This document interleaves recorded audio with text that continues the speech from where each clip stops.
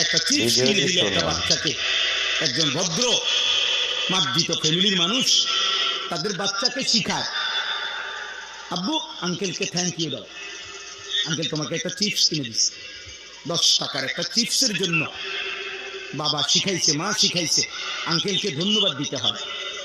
আর এই কায়নাতের সব কিছু দিয়ে যিনি আমাকে লালন করছেন তাকে সেজদা দিতে হয় না? এইটুকু শিখাইলেন না?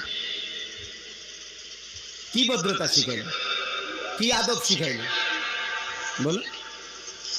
আল্লাহ তাআলা বুঝদান করেন। কুল হুয়াল্লাযী যারাআকুম ফিল আরদ ওয়া ইলাইহি তুহশারুন। আল্লাহ তাআলা বলেন, হে নবী আপনি বলে দেন আল্লাহই তোমাদেরকে গোটা পৃথিবীতে ছড়িয়ে দিয়েছেন। কে কোন জেলায়, কে কোন দেশে, কে কোন ভাষা, হ্যাঁ, সব কিছুর ফয়সালা কার? আমরা কেন